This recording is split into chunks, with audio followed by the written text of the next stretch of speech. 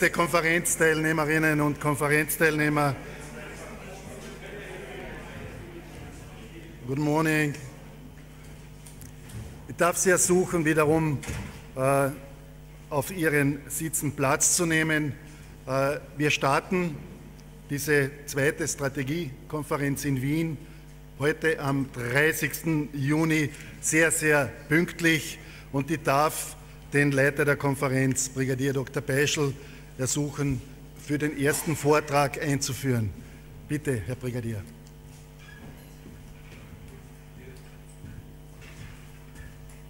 Guten Morgen, meine sehr geehrten Damen und Herren. Konferenzen neigen, insbesondere wenn sie länger als 2 Tage dauern, dazu, gegen Ende zu sklerotisieren. Das wollte ich unterlaufen, indem ich so einige Höhepunkte oder die Höhepunkte für den letzten Tag vorbehalten habe. Einer dieser Höhepunkte ist Professor Sir Hugh Strachan. Jeder kennt ihn über seine Publikationen, über Kriegstheorie, über Militärgeschichte, über die Analyse strategischer Denker. Herr Professor, wir freuen uns auf Ihren Vortrag. Wunderbar.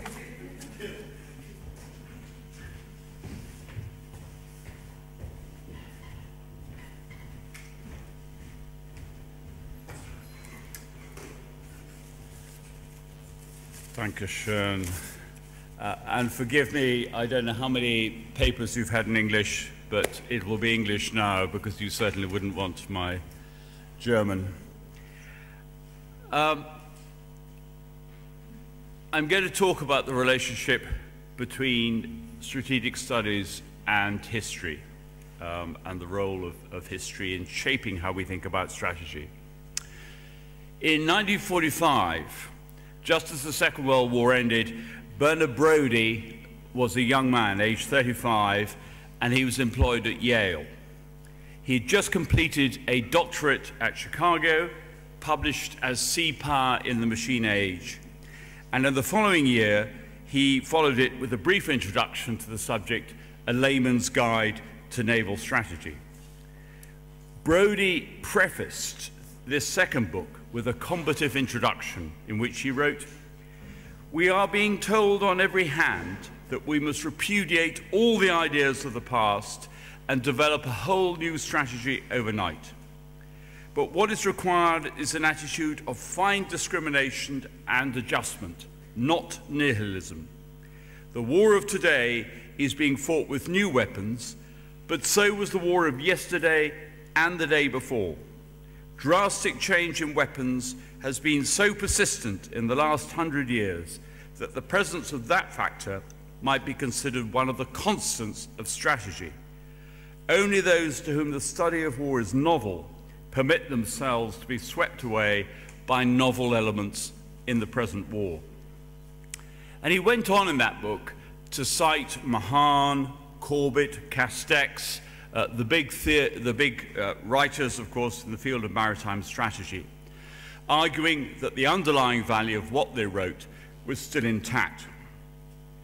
Now, that approach by Brodie followed the precedent set by Edward Meade Earle, who during the course of the Second World War set up at Princeton at the Institute for Advanced Studies a series of seminars on the making of modern strategy. In 1943, those seminars, albeit not one by Brodie, were published by Earle in a book called The Makers of Modern Strategy, which when I went to university was still the standard text that we were all expected to read.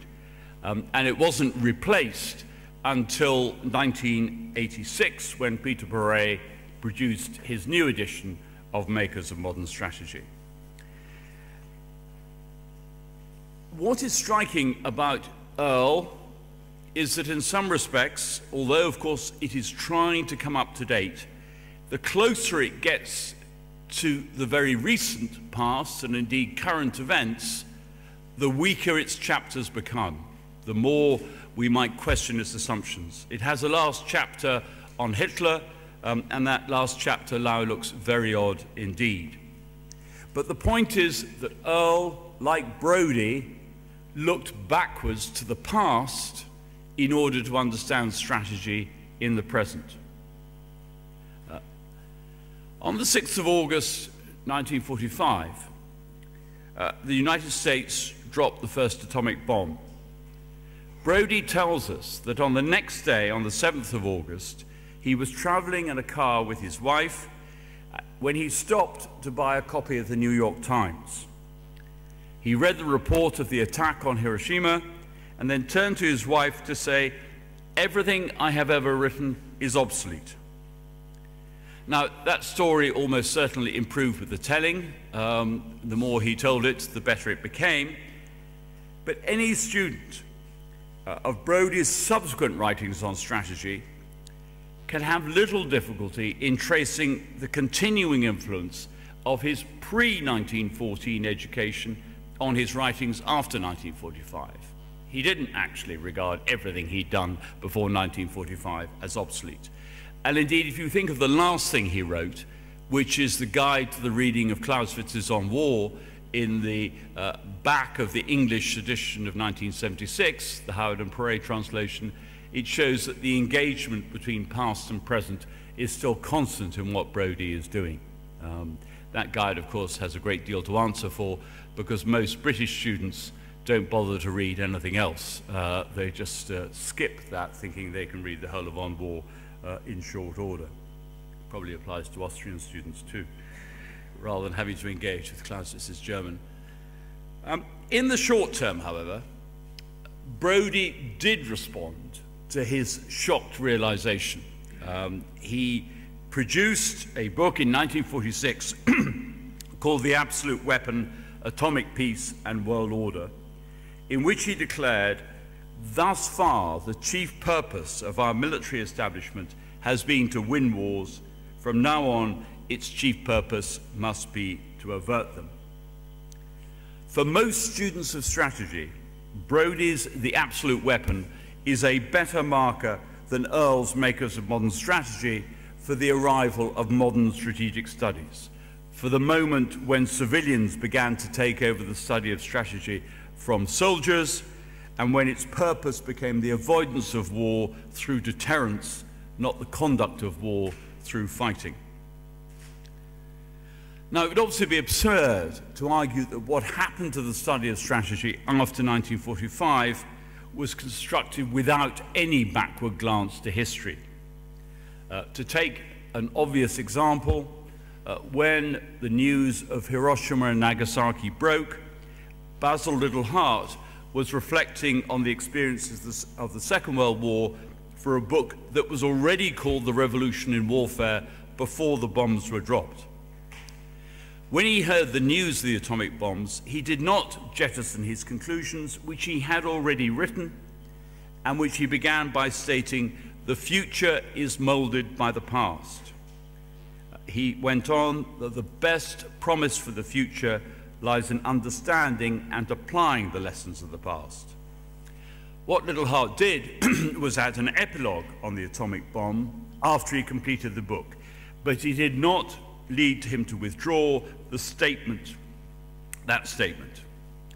The purpose of the revolution in warfare, in large part, is to talk about the ability to limit war. He did not accept, as Brodie argued initially at any rate, that the atomic bomb would end war. So you have two strands emerging out of the experience of 1945. Brodie's, which is arguing that essentially the purpose of strategy must now be to avoid war, and Little-Hart arguing that the purpose now, even more than before, was we must struggle to contain war and to limit it. And both those strands have purchase in what follows in the 1950s and 60s. Neither, however, rejected the idea that 1945 was some sort of breakpoint, that something fundamental had changed. And indeed, I remember when I taught at Sandhurst at our Royal Military Academy in the late 1970s, the lecture on nuclear strategy, which I used to have to give, was called The Revolution in Strategy. So whereas Little-Hart's book, The Revolution in Warfare, was about the Second World War as a whole, and now the revolution was identified solely with the dropping of the atomic bombs. Now, what I want to say today is that this story is important in the history of strategic thought because from that point on, history has found itself as a marginal discipline in the study of strategy. Strategy no longer rested primarily on the history of war. Brody's supervisor at Chicago, Jacob Wiener, was an economist, not a historian. We mourn now the death of the strategist of the nuclear age who has had probably the most persistent influence on the study of nuclear weapons or of the place of force in strategy in the nuclear age, Thomas Schelling.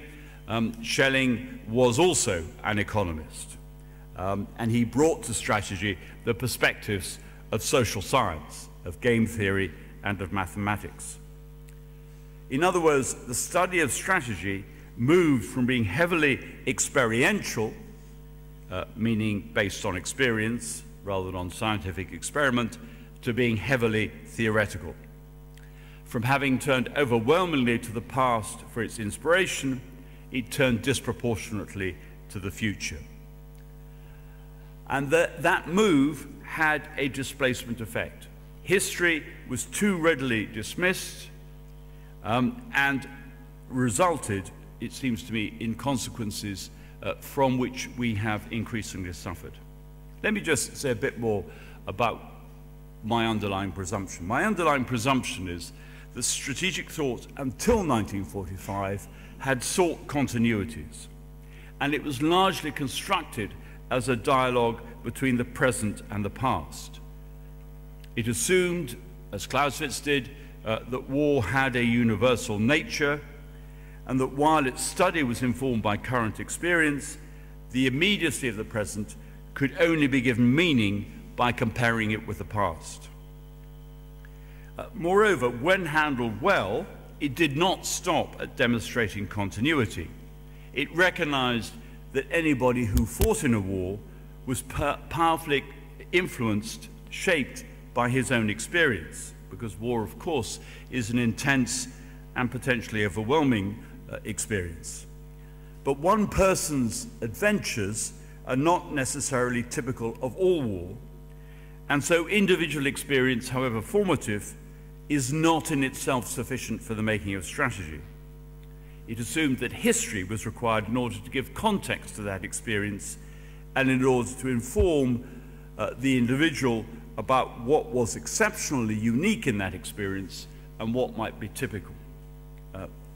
And my argument essentially would be that is exactly what Jomini and Clausewitz are doing. You know, as they're looking at the new phenomenon of Napoleonic warfare, they conduct a dialogue between that and what has gone before, and particularly of what has gone before in the 7 Years' War.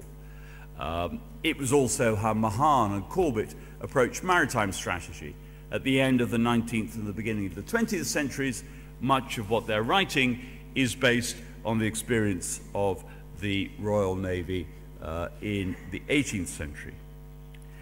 It might have been expected that the dramatic experiences, and indeed potentially revolutionary experiences, of the First World War would have changed that relationship with history, that everything would seem to have been so new in 1914-18 that nothing from the past applied.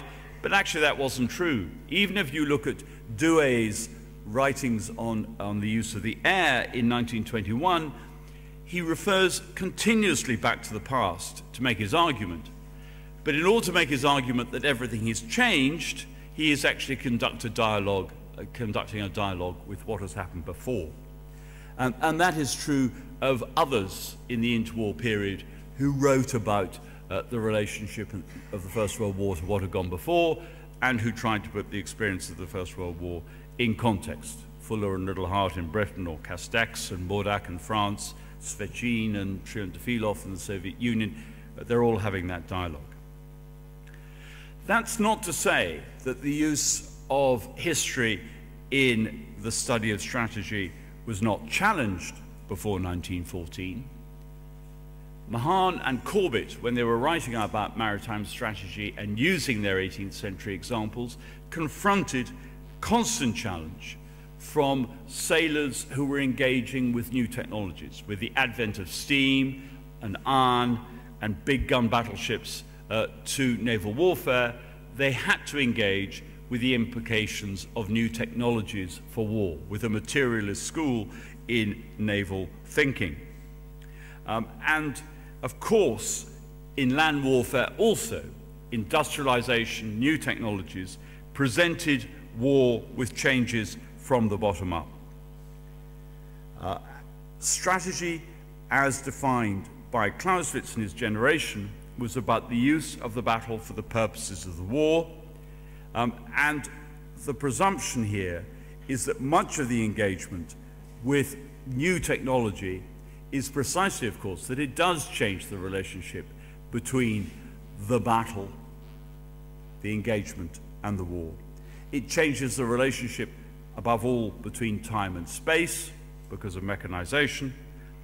And of course, it has the effect of, if you're understanding strategy in more operational terms, of changing the relationship between strategy and tactics. In some ways, of course, the really dramatic change in 1945 is the impact of technology is now being felt not just at the operational level, but very directly at the strategic level, because the effect of the nuclear weapon is so much greater than the effect, say, of the machine gun or the quick-firing field gun.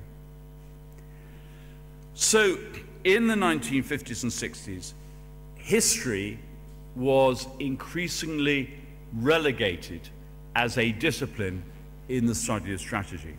And that seems to me to have happened for three reasons. And the first is the most blatant and understandable. The first reason that history is relegated is this: strategy is a pragmatic business orientated towards future action.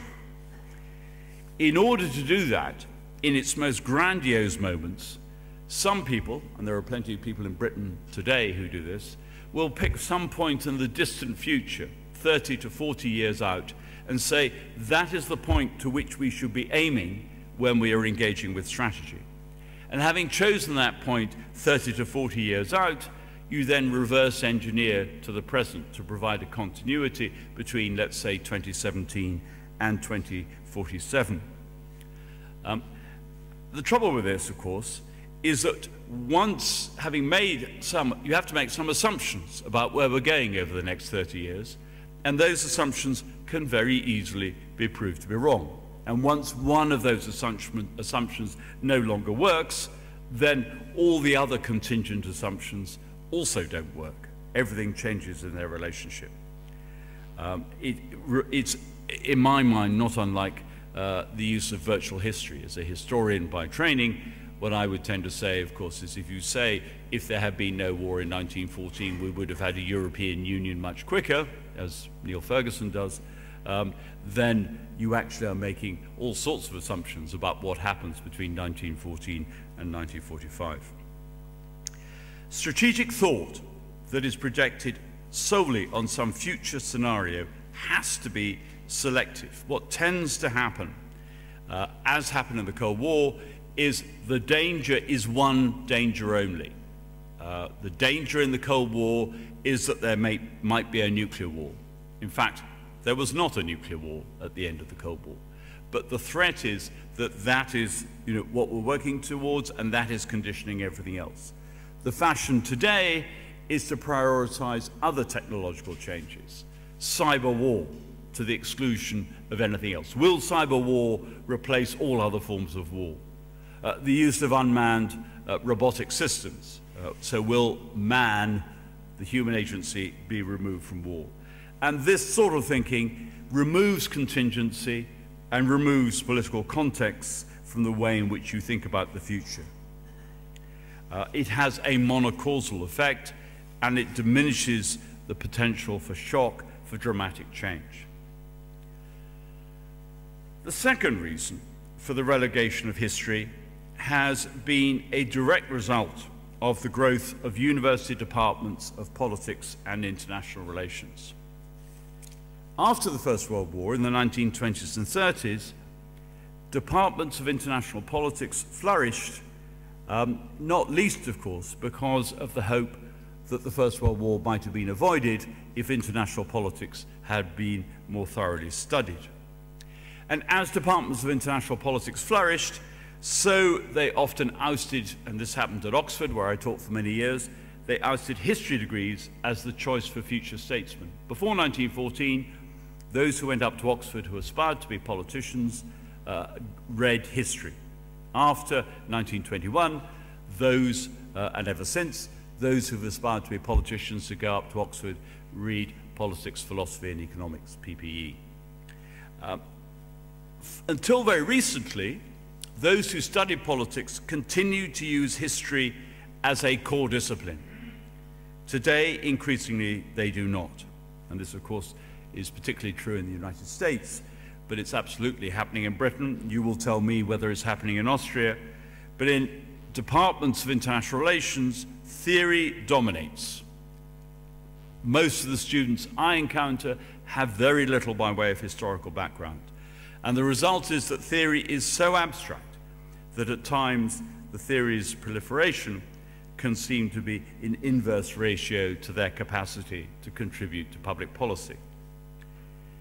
For the historically trained, this gets things the wrong way round. Of course, history can be the basis for theory, not least in relation to war and strategy. But now theory is dominant to the extent that history is either regarded as a quaint form of telling stories or is used selectively to prove the theory. In other words, you think of the theory first and then you go round to look at a particular argument that might support that, a particular case study that might support the argument. And when you present that argument, the case study very often looks to the trained historian as to be so selective as to be a distortion of what we would understand the truth to be in historical terms. Very often it relies almost exclusively on secondary sources, and very often too on secondary sources that for the professional historian look extraordinarily dated. As a historian of the First World War, I read many of these sorts of things, and what is striking is particularly the literature on the causes of the First World War is still broadly speaking locked in the debate generated by Fritz Fischer. The reading, for example, on the cult of the offensive and the role of offensive thinking in military thought before 1914 is locked in the writings of Jack Snyder of the mid-1980s, and in both cases, historians have moved on a long way from that.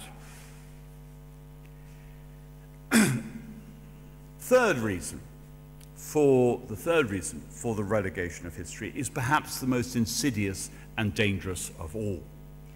And that is, there are out there, and you all know some of them, students of strategy who stress the value of history, but do so in ways that misunderstand what history is about, what the business of history is. Those who have vaunted history in the study of strategy have too often worked on the basis of a one-sided premise in order, that is, to explain continuity. So take a book which almost every student, certainly in Britain, is reading, which is Lawrence Friedman's book on strategy. Laurie Friedman begins his history of strategy with the proposition that there are more elemental features of human strategy that there are elemental features of human strategy that are common across time and space. Of course, that may have some truth, but it doesn't really help us very much. Even more extreme in this respect is Colin Gray. Colin Gray, in 1999, wrote a book called Modern Strategy, which says in italics in the introduction, just to make sure you get the point, there is an essential unity to all strategic experience in all periods of history, because nothing vital to the nature and function of war and strategy changes. If anybody thinks that, I think they're wasting their time. And indeed, for anybody who engages with military history, that simply is not true. A pioneering studies, a pair of pioneering studies actually in this approach, were the two studies by Edward Luttwak of first Rome and then Byzantium. And it's interesting how those studies changed. Edward Luttwak's Grand Strategy of the Roman Empire was published in 1976. At that time, he was director of the Center for Foreign Policy Research at Johns Hopkins and a consultant to the US Secretary of Defense. The book is based, I think, almost entirely on secondary sources, or indeed on texts in translation. And it advanced the argument that Rome held its empire through what Luttwak called defensive imperialism. And that concept appealed to him because it had current application in the United States recovering from the Vietnam War. In his introduction, he wrote, "We, that is the Americans, like the Romans, face the prospect not of decisive conflict, but of a permanent state of war, albeit limited. Above all, the nature of modern weapons requires that we avoid their use while nevertheless striving to exploit their full diplomatic potential." So he's attributing to the Roman Empire a form of deterrence, that they understood the principles of deterrence, the Romans did. In 1976, that made little sense to ancient historians who criticized the book, although today, in an example of reverse flow, you do find ancient historians who are more accommodating of Luttwak's arguments. So what has actually happened is that they have taken on board 20th century ideas in order to shape their conceptual framework of the Roman Empire. Luttwak wrote much later a book on the grand strategy of the Byzantine Empire, published in 2009, in which he was a little more modest and did at least accept that probably Byzantium had no coherent idea of strategy. But the most revealing example of this use of the ancient world is the extraordinary affection that contemporary strategic studies has for Thucydides' history of the Peloponnesian War. Of course, the use of classical authors in the study of war has a distinguished pedigree. Machiavelli used Livy, and Thucydides particularly was used by Hans Delbrück when he came to think about the strategy of attrition, and he made the link between Pericles and Frederick the Great in order to do so. But what is striking about Thucydides and his position today is that all the major US war colleges begin their study of strategy here with Thucydides. And I think I was a classicist at school. I went to university to study Latin and Greek. I read Thucydides in Greek rather than in English. And I think it's wonderful, of course, that officers are getting a rounded education and that they're reading the history of the Peloponnesian War in any language. But the claims that are being put forward now for Thucydides are absurd. In 2006, two Greek political scientists, Plasias and Koliopoulos, wrote a book called Thucydides on Strategy, Athenian and Spartan Grand Strategies and Their Relevance Today, which rested on their belief that, to quote them, the writings of Thucydides and the grand strategies contained therein are as relevant today as they were in the past, and there is no reason to believe that their relevance shall diminish with time. They quoted with approval the statement of Louis Haller that, to quote, Thucydides, as he himself anticipated, wrote not only the history of the Peloponnesian War, he wrote the history of the Napoleonic Wars, World War I, World War II, and the Cold War. That sort of hyperbole is catching. Williamson Murray, a US military historian, primarily of the 20th century, whose career has embraced a deep commitment to professional military education, has studied his recent history of the American Civil War with references to Thucydides, describing Thucydides as that greatest of all strategic and military historians. But he then, to show just how perverse this anachronism can go, describes Thucydides as the Clausewitzian historian. So there's reverse engineering going on. And what we're doing essentially is seeing paid-up historians mirroring back to contemporary strategy the thoughts planted by modern strategic thinkers.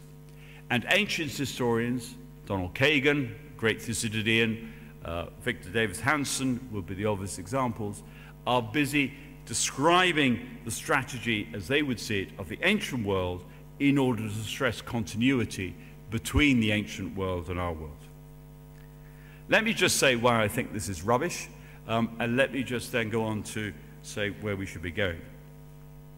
The reason that this is rubbish, at least in English, and I'd be very interested because I've never sat down with a German translation of Thucydides, but the important point to make about Thucydides as we read him in English is that we're reading the translation of Richard Crawley, which was completed in 1876.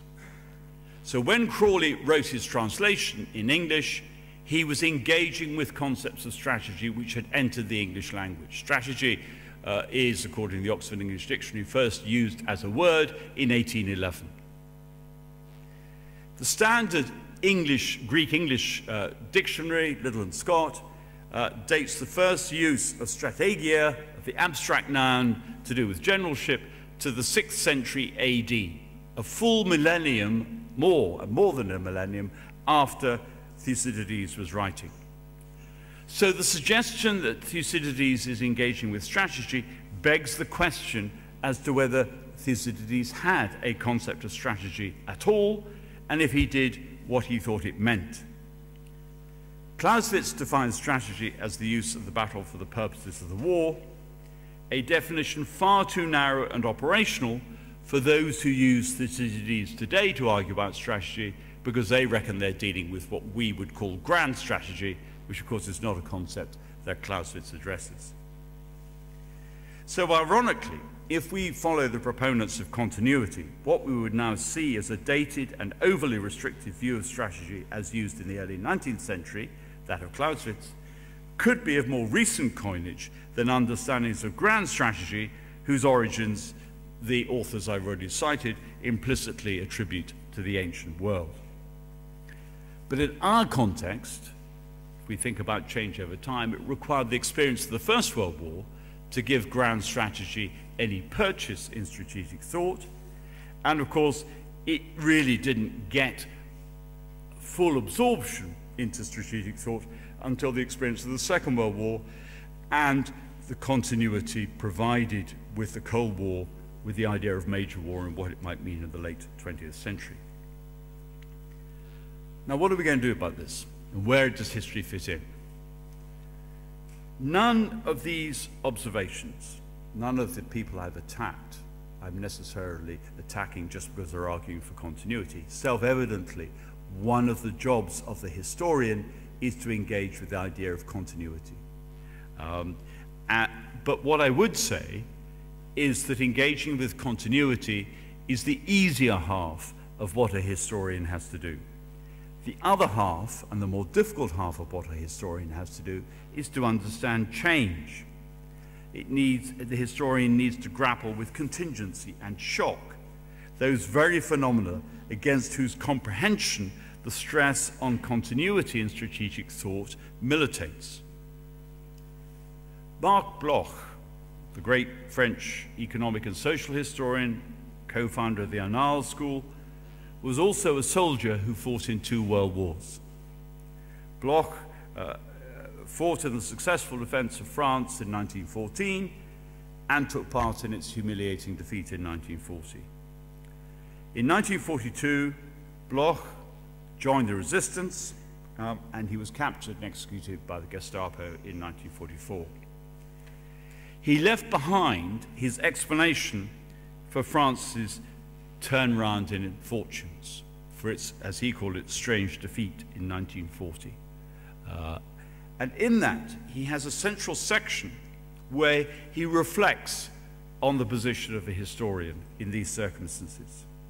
And in particular, he focused on how the French army had used history in the interwar period.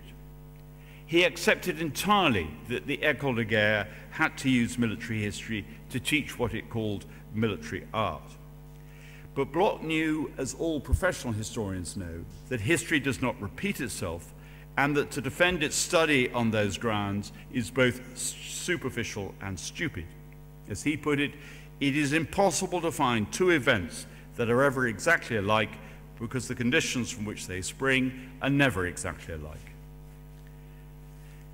And what is striking here is, although he as a historian was deeply interested in the longue durée of history, he still stressed, to quote him, "The lesson history teaches us is not what happened yesterday and will necessarily happen tomorrow, or that the past will go on repeating itself.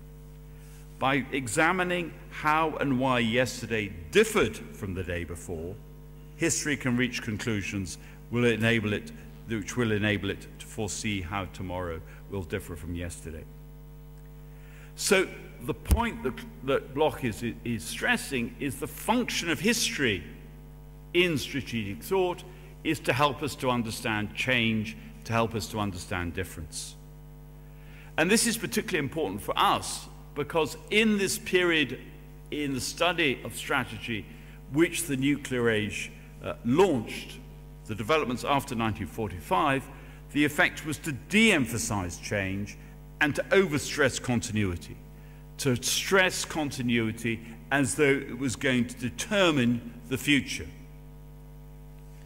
to stress in particular what Lawrence Martin, when he was Professor of War Studies at King's College London, called the deceleration of history, which the nuclear age had invoked.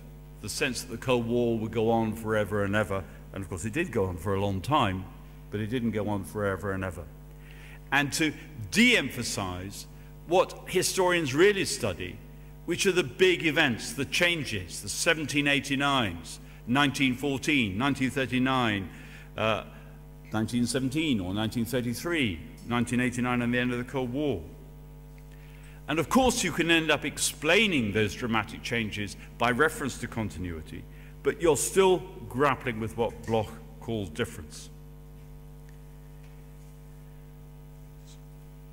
Strategic studies in the Cold War had a particular problem, which was, as Brodie stressed, the need to engage with avoiding war, not with waging it. The challenge we have had since 1989 has been that increasingly we've had to engage with the waging of war rather than with its avoidance. And here we've had another push which has tended to emphasize continuity. Have I got time to say this? Yes, I think I have. Operational thought in the 1980s, while the Cold War was still going on, was a way of reabsorbing strategy among those who thought that strategy was the use of the battle for the purposes of the war. It enabled members of armed forces to engage in strategy because it had a direct military application and because it was looking at the relationship between strategy and tactics. But in the 1980s, when NATO armies did that, when they re-embraced operational thought, they did so historically. They looked back in particular at the campaigns fought by the German army in the Second World War, and they stressed the German army's operational successes in doing so.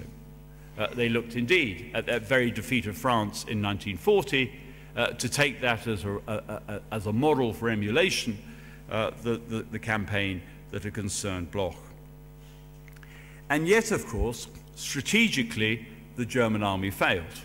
It may have won successive individual campaigns, but it did not win the war. And it failed at all sorts of other levels. It failed institutionally in the making of strategy because of the divisions between Hitler and OKW and OKW and OKH and so on. But maneuver warfare in the 1980s, built on that Second World War model, managed to establish its own continuity. And since the end of the Cold War, the way we have dealt with the issue of using war again, war after all changes things. It's not the continuation of policy by other means, it's a change in policy, especially for democratic states. And it has profound consequences. But what operational thought has done has been to stress continuities, particularly, of course, when some of the American ideas of the 1990s, revolutions in military affairs, effects-based warfare, and so on, proved to be half-baked. So the current Secretary of Defense, Jim Mattis, dismissing quite sensibly effects-based warfare in 2008, called for, to quote him, a return to time-honored principles and technology that our forces have tested in the crucible of battle and that are well grounded in the theory and nature of war. A year later, in 2009, General Vincent Desportes, who was then running the Doctrine Center of the French Army, said, "For centuries we have had the feeling that we are fighting new wars unrelated to previous conflicts, but with the benefit of hindsight, it is surprising to see the stability of the general characteristic of conflicts, their unchanging logic, and the error that could have been avoided if the trendsetters of the period had simply had longer memories." So the operational level of war brought history back into strategic thought, and it did it most dramatically in the context of Iraq and Afghanistan through the revival of counterinsurgency doctrine. Counterinsurgency doctrine, if you look at the US Field Manual 3-24, published in 2006, refers again and again to historical examples derived from French experience in Algeria or from the British experience in Malaya. It sought continuities which could prove doubly counterproductive. First of all, it tended to aspire to be a strategy when it wasn't, because of course what it was really engaging with was the relationship between operational thought and tactics. And secondly, it failed to recognize the radically different economic, social, and political context within which the operations of Iraq and Afghanistan were set. Much earlier counterinsurgency thought went back either to Imperial Britain or Imperial France, or to the campaigns of withdrawal from empire fought by those countries, and certainly did not engage with the challenge of operating alongside the army of a sovereign state in Iraq or Afghanistan, which was effectively at stake. So, what am I arguing? Time to shut up. The point here is the need for a much more creative engagement with the past, to recognize that the function of history in strategic studies is to encourage understanding, not to stress continuity, and certainly not to show that history repeats itself, which it does not.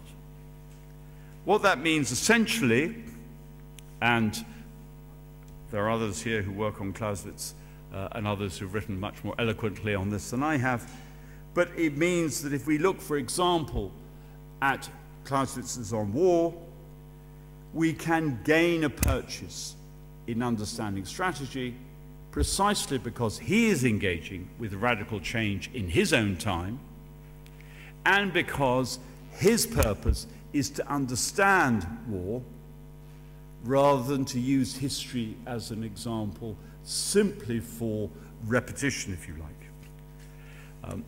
And Jan Willem Honig, who's here, has written on this. The 1976 English language translation of Clausewitz by Michael Howard and Peter Perret created a false impression in the English language of continuity precisely because they used vocabulary of the 1970s when translating from the German, which of course then looked dated by the time we got into the early 21st century.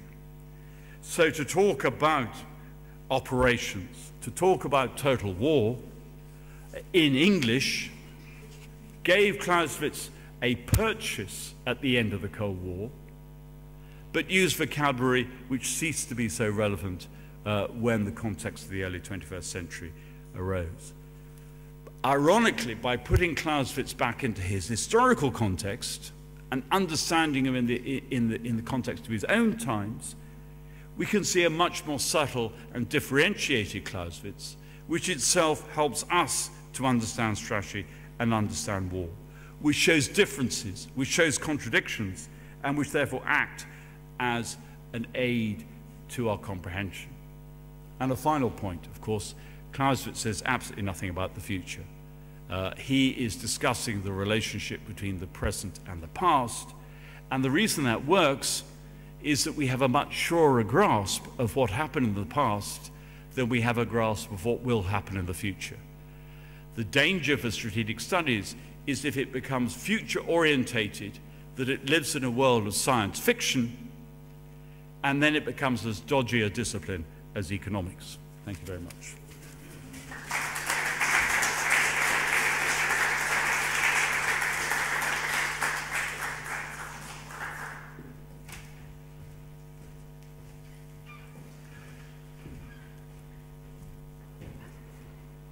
Please, Professor, please. Thank you very much, Professor Strahan, giving us a lecture to the analysis and strategic thinkers, strategic thoughts, and the history of strategy as an indispensable prerequisite of a holistic education in strategy. We will now, just in a short time, handle maybe some questions from the audience. Do we have some questions, please? Yes, General. Just wait, the microphone is coming.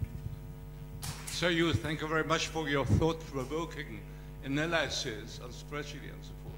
But even those who can really read Clausewitz in the original language do not rely on Peter Perret's translation. So will find today, let me say, an approach towards a grand strategy, because it really ends how to establish peace. And our mistakes which we made was in our peacekeeping operations that even the mandates of the United Nations so never clarified how peace could be achieved by nation building, however you call this. And don't you think that we find in Clausewitz, let me say, an approach towards a common European grand strategy, so which should be developed with the British, of course, in spite of the Brexit, together with you. So. Sorry. Two preliminary observations. The first, of course, is that I find even my German students prefer to read Clausewitz in English than read him in German. Which is, I keep on, when I have a seminar class and I say, I have one or two German students, I say, it's wonderful, you can read read von Krieger in German, and therefore, and they say, no, it's far too difficult for us. There is a simplification, of course, which comes from the 1976 translation, which is itself seductive for any student, and that's part of the problem. The engaging with the text is, with all those passive constructions and so on, is just too difficult for some of them. But of course, engaging with the text is precisely where you get some of the subtlety and the nuance and the difficulty, as you know perfectly well. On the issue of where this is leading, is there a grand strategy coming out of this? The argument for that in Clausewitz, I mean, Raymond Aron, when he wrote Penser la guerre, absolutely engaged with this, that if Clausewitz had gone on living, he would have produced an argument that essentially would have been about the resolution of war and about its conclusion. I think one of the challenges here is that it depends a lot on Book 8, because that last book of On War is the one where it seems to me most directly Clausewitz is engaging with the danger of war in Europe in his own time. And he's not imagining a pan-European peace, even if, of course, he was aware, whenever he wrote it, whether he wrote it in 1830 or whether he wrote it in 1827 or whatever year, and Andreas may well have a view as to when he wrote that. I think he wrote it very late. But if he wrote that in 1830, he knew there was an international order which had been created in 1815. He knew the capacity of the monarchies of Europe to collaborate, at least to control revolution. And he presumably hoped, because certainly that is the war plan, that there is a plan to contain France and prevent the French danger from re-emerging. So there is some notion there. Is it about creating a European order which is designed to resolve the problem of war altogether? I don't see that. I don't see he being there. I entirely accept that for us, with our preoccupations, to say this is what we would like to achieve is a legitimate way of behaving, and I think it's perfectly legitimate to do what Aaron did, and to say we need to think about, when we read Clausewitz, how this helps us today. But we need to be clear in our minds intellectually between that activity, which is indeed the preoccupation of in 1976 in the case of Penser la Guerre, of 2017 in the case of today's preoccupations, as opposed to where Clausewitz is writing from. If we imagine that this man had a capacity to jump out of his own generation and live in 2017, then I think we're in a very odd position, because we're failing to understand history on its own terms. And that's me being a purist to say that. I mean, there is a real problem here, which is that we naturally, in strategic studies, focus on two things. Either we focus on the conduct of war, or very often we focus on the cause of war and the possibility of war prevention. We're much less good at focusing on war termination, which is more complicated and more difficult, and that's perhaps why we don't do it. Thank you very much. Question to the audience. Do we have some more questions? Oh, yeah, please. Professor. Graduate School, as Professor Strong knows, a victim of professional military education. If I can change things ever so slightly, as you know, as I said to you before, I'm a great admirer of your book, The Politics of the British Army, which you mentioned that Professor Perret's work and Professor Howard's work is now more than a generation ago. How, to put you on the spot, how would you update your book?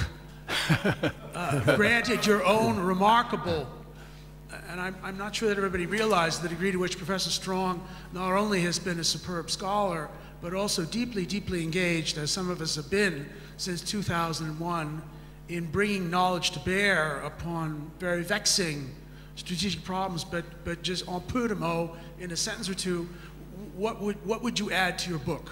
And I hope very much, I know you have to write a book about World War I, that's very important, but the politics of the British Army in the Naval Postgraduate School and in professional military education is kind of Bible with us. And just to, what, off the top of your head, what would you stick in it based on your own experience or on thinking about it for 20 years?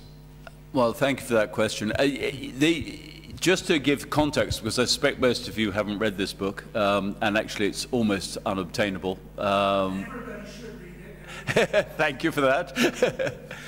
That I am due to deliver a revised edition, but like much else in my life, this is a story of failure rather than success.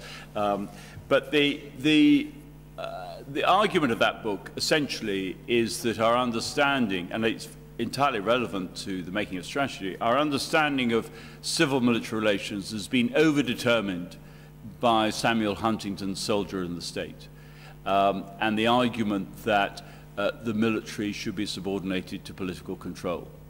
The essential premise is that in democratic societies today, we have no serious danger of a military coup d'etat. You know, we exaggerate the dangers of military intervention in politics. And that if you look at the British example, on which the Americans in theory built, because they came out of the same political inheritance, the military intervened in politics the whole time. Lots of members of parliament were serving soldiers. You no longer in Britain can be a serving soldier and a member of parliament.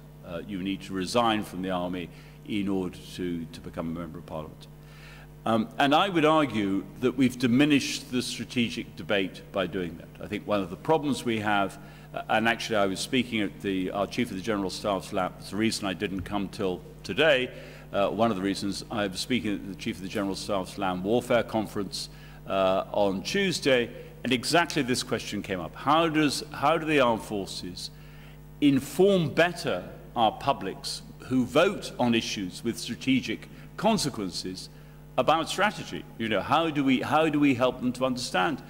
And we don't help them if the understanding of war is mediated solely by politicians who do not engage with the business of war itself. It's not to say that generals, dare I say general, it's not to say that generals always get it right, but it is to say that generals do actually have to engage professionally with this business, and that therefore they have something that is worth listening to, and certainly as worth listening to as a politician, and that if you are in a democratic society where the people have a say because they have a vote, then they need to understand better.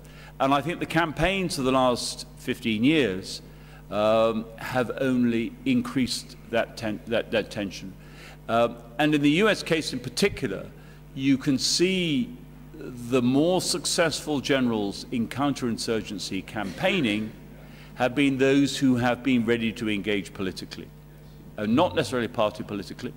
But you know, Dave Petraeus was a consummate coalition commander. He was able to make every member of the coalition feel as though they were valued. And he was able to engage with Karzai or with the Iraqi government.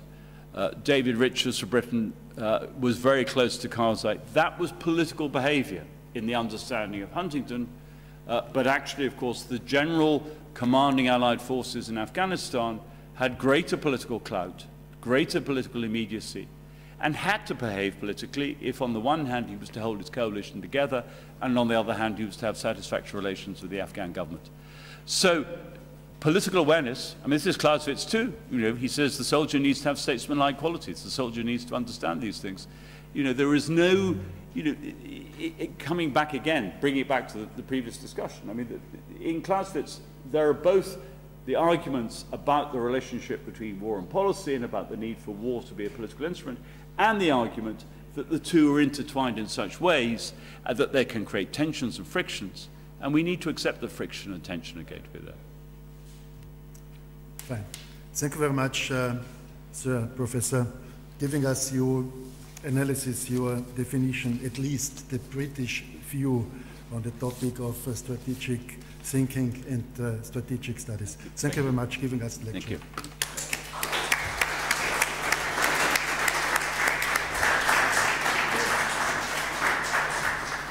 We will have now a short break, please, 5 minutes, and then let's start again with the next lecture.